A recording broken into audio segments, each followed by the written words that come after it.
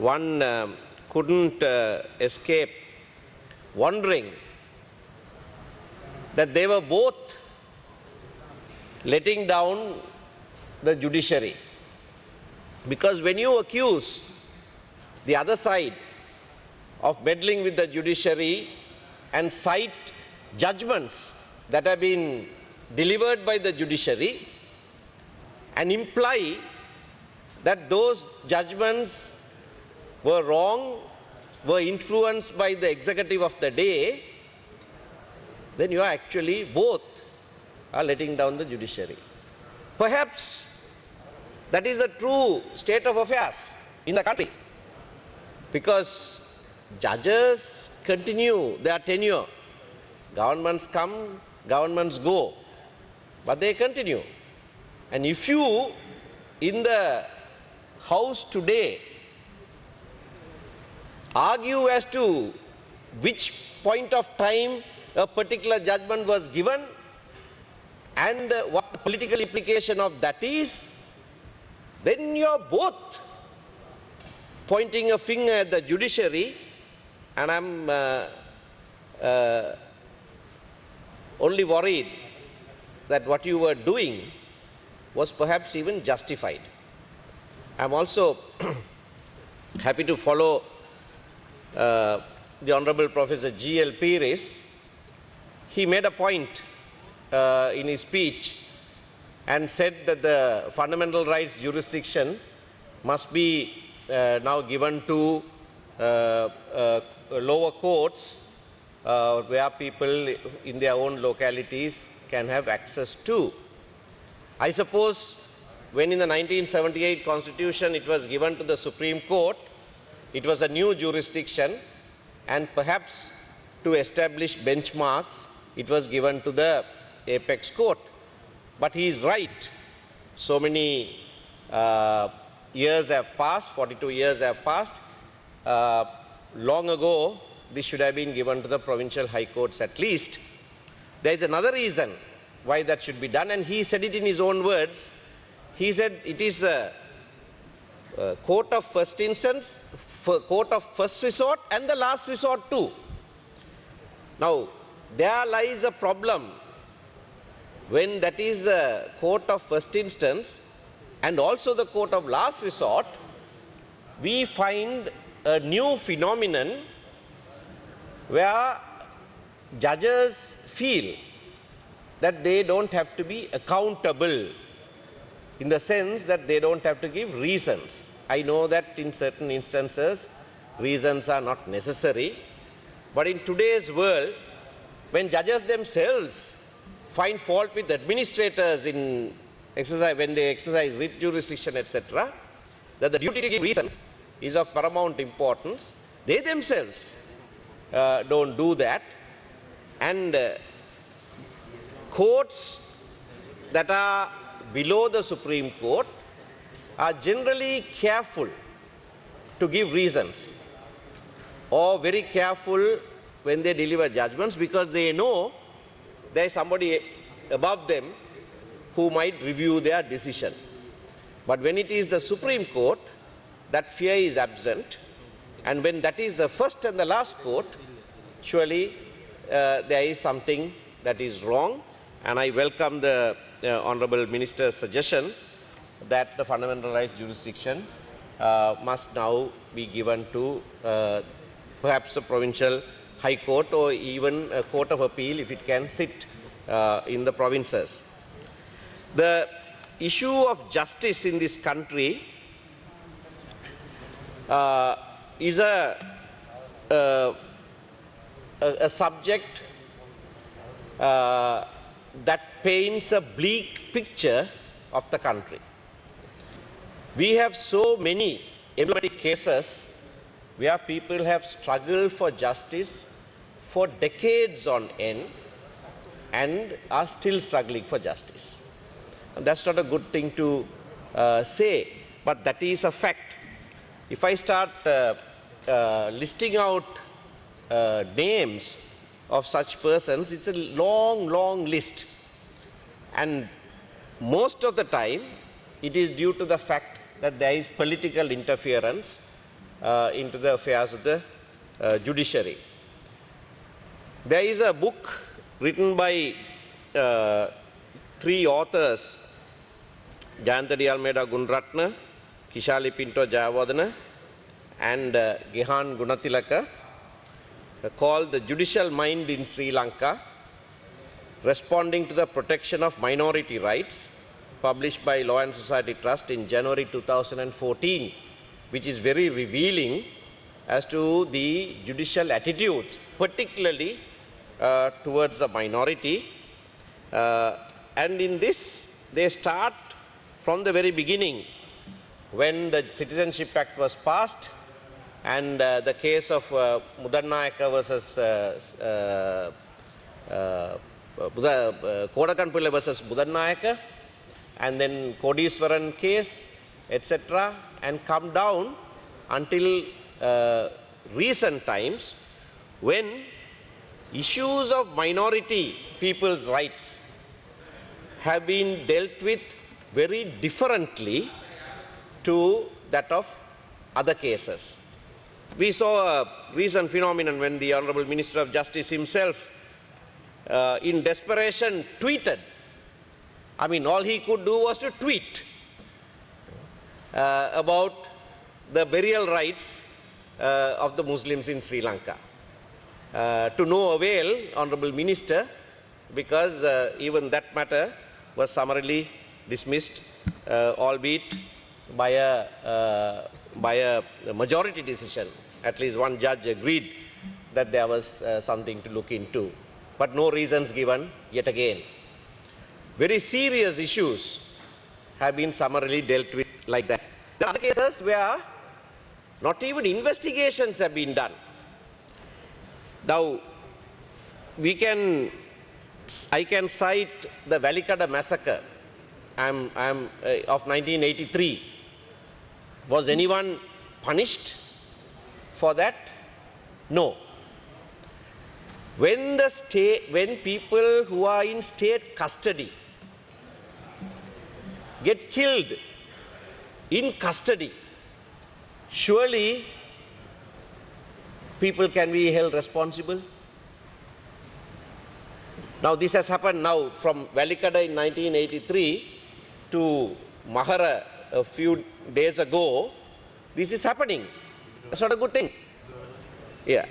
Bindunuweva in 2000, 27 people were killed. Vavuniya prison in July 2012, where Nimala Ruban and Dilrukshan were killed. I can list out a whole list of names. Yeah, Kalutara. But the point is, no, I'm talking about custodial deaths. I'm talking about custodial deaths of a government that calls itself a democratic government, a government that says that you have the best judicial system in the country. How can custodial deaths go unpunished? I'm not saying that it happened. It shouldn't happen. But even when it happens, it goes unpunished. That's the greatest slur to a justice system of any country. I think it was Winston Churchill who said, the soul of a nation is judged by how you treat your prisoners. How are prisoners treated? I mean, the Vavuniya case that I mentioned, Nimala Ruban and Dilrukshan, they were held there on suspicion.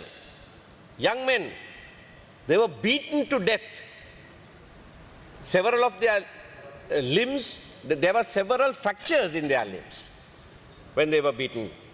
There were fundamental rights cases filed in respect of Nimala Ruban. Leave to proceed was refused by a person who occupied the office of Chief Justice and had to then leave that post. Now you have made him permanent representative to the UN. You can't find a better person.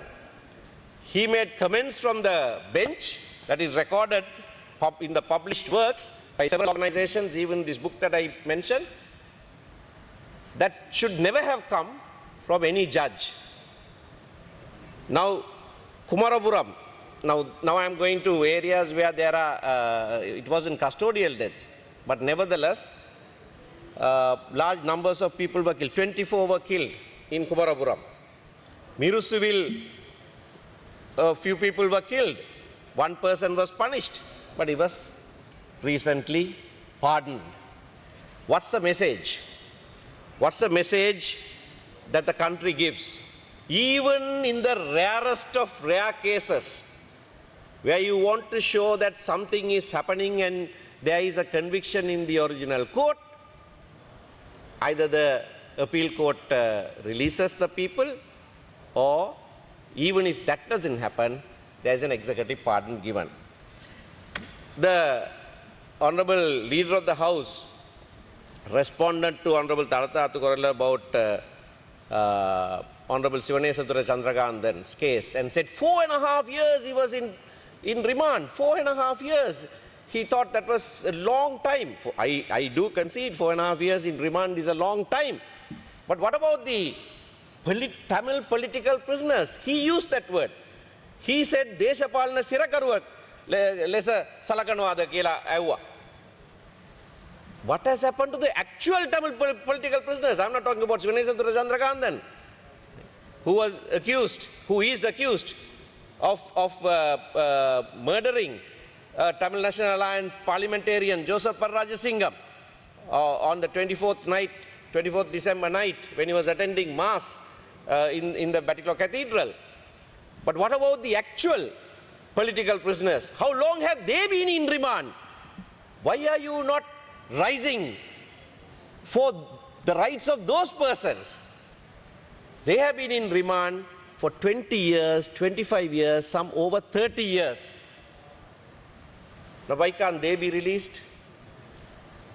Why doesn't the Honorable Attorney General consent to bail in that case? Why does he consent to bail to only Sivanesathura Chandrakanthan under PTA? In one case, the AG takes a position that he can consent to bail. In another case, he says, no, under the Prevention of Terrorism Act, under Section 7(1) proviso, in the High Court, I have no discretion to consent to bail. Why these double standards? I am talking about double standards in all of these cases. What about the Trinco 5? What about the Trinco 5? You gave assurance after assurance after assurance to various international fora. No justice for those 5 students. What about the Muthoor ACF workers, 17 of them? What about the 11 youth who were abducted in Colombo? Where is justice for all of that? I mentioned Joseph Parrajasingam. What about Ravi Raj? What about Sivanesan? 3 honorable MPs of this house murdered while they were sitting MPs. Ravi Raj's case came up before the High Court in Colombo before a Sinhala speaking jury. Under the PTA, there is no jury trial. But he was charged for murder as well under the penal code just to enable a jury trial. And after a long trial, they were acquitted. Attorney General has appealed. And the persons who were accused and arraigned as accused in the High Court were persons who were naval intelligence officers. The Attorney General himself indicted them. So, the involvement of the state, and particularly that of the intelligence component of the state, was admittedly conceded by the Honorable Attorney General himself. It's not only these cases, even others, Lasantha Wickramatunge, Heath Noah, Prageeth Teknaligoda, and scores of Tamil journalists who were killed, long list of names, about 34, like this. And it is because of this that we have consistently said that we have no confidence in the judiciary. Are we to be blamed? Are we to be blamed? When you yourself trade allegations against each other, just hours ago, you did that. How are we to be blamed when we are always, almost always, at the butt end of justice? So that is why, in respect of serious crimes that have been committed in this country, that is why, in respect of international crimes that have been committed in this country, we have asked for international involvement, international inquiry, international judicial processes. How can you deny that? How can you say no when we can lay bare before you, not only we, you yourself did that a little while ago. You laid before the entire world the depths to which your judicial system had sunk. You were, so vociferous. You thought you were accusing the other side, but you were in fact accusing the judiciary. And as I said, justifiably so. Take some recent examples. And I want to pick one example of a colleague of mine, Hijaz Hizbullah, a brilliant lawyer. Honorable Minister of Justice knows that very well. A brilliant young lawyer, denied justice for 8 months. What are you doing for 8 months? If you had evidence that he was involved in anything at all, you could have charged him with that. What are you doing for 8 months? All kinds of false allegations were made against him. When his house was searched and he was arrested, Honorable Minister, they took away 2 of his case briefs. Not even in a court of law can questions be asked with regard to communication between client and attorney, and you know that very well. There are only 2 instances of privilege, one husband-wife and the other is attorney-client privilege. That's how sacrosanct communication between a lawyer and his client is. But they took even his client's files. Can't he have clients? Can't he handle cases for people who are later found to have committed other crimes? Is a lawyer to be blamed? All right, even if you did that, in those files, if you found anything, you could have brought that to light. You could have produced him before court. Nothing. Nothing to date.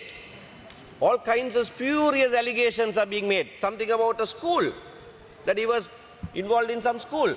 Now that school is still functioning. Nobody else has been arrested in respect of that school. That school is functioning. Everybody is happily running that school. But he is detained for involvement in that school. I mean, funny state of affairs. Funny ministry. He was said to have got assistance from Qatar Charity. Now Qatar Charity is still running. Is still involved. State is beneficiary as well. Now, so what is wrong with Qatar Charity? If you can have it, you can still use it, you accuse him of being involved with Qatar Charity. There is not an iota of it. I have not spoken about Hijaz Hizbullah until today. For good reason. If there was something against him and there were investigations, let the investigators be free to find evidence against him. But after 8 months, his wife just gave birth to a child. He hasn't been able to even see his wife. Access to lawyers have been denied.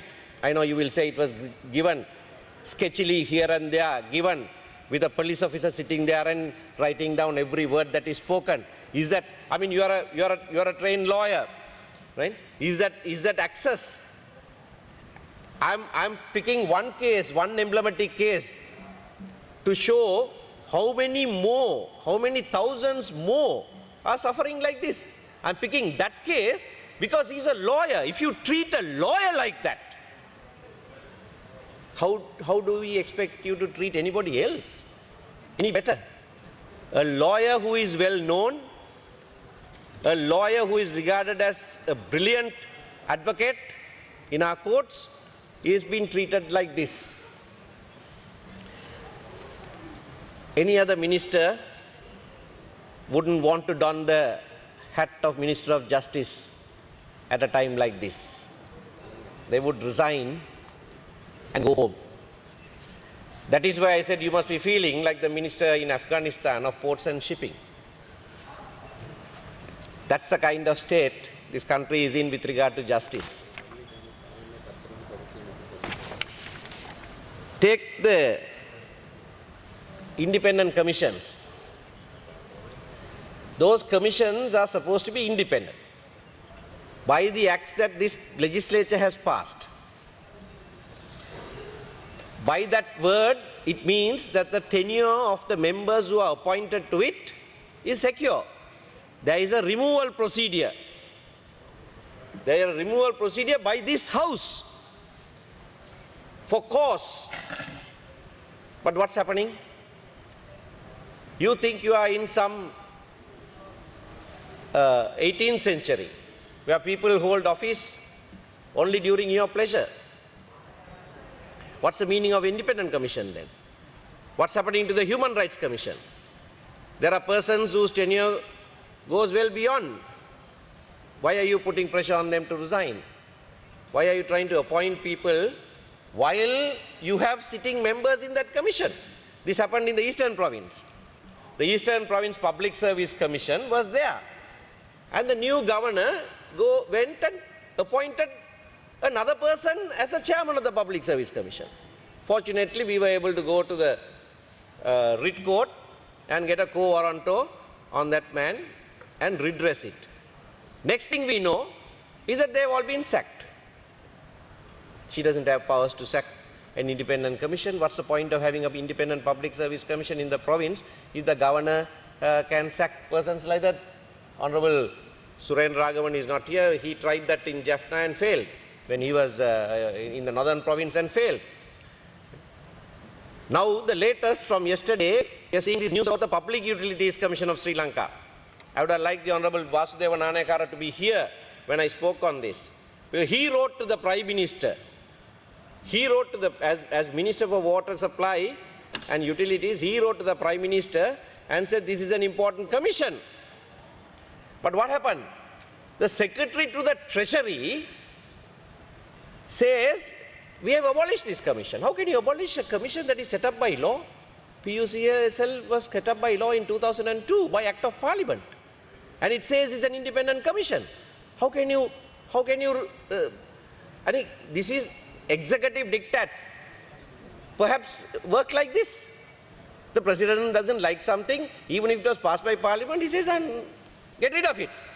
As he said, whatever I say, my words are the circular. That's why he says circular. He is now called Sir. Circular. So, Honourable Member, you have 2 more minutes. Thank you. That is how things happen today. So PUCSL members have been asked to resign now suddenly. Now why are they being asked to resign? Why are they being asked to resign? And very serious. This is very serious. Secretary to the Treasury calls and tells them to resign and threatens them. If not, there will be a parliamentary procedure like what happened to Shirani Bandaranaike. Persons who have done well in the industry, who have some standing in these industries, give up much to come and serve on these regulatory commissions. They don't want to be dragged through mud. They don't want to be victimized politically like this. So they will resign and go. But what happens to the governance? What happens to all of these through ages, through decades? this parliament has established laws so that governance is better, that regulatory functions are done by independent persons. You may not like it, but this is not something new, not something surprising. The executive generally doesn't like regulators. But that is desirable. That's the way it ought to be, and that's the way this parliament has willed that it should be. Now, when you behave like this, and you are doing it so blatantly, no hiding it even, so blatantly, the new Minister for Prison Management, now all this time... Honourable Member, your time is over. Please wind up. I'm winding up. It was called prison reform, but the moment Honourable Ratwatta was appointed, it has been given an appropriate name that suits him well, prison management. And with your name, right, people know how you will manage the prisons. And shivers run down the spine of every prisoner when they hear your name. Thank you.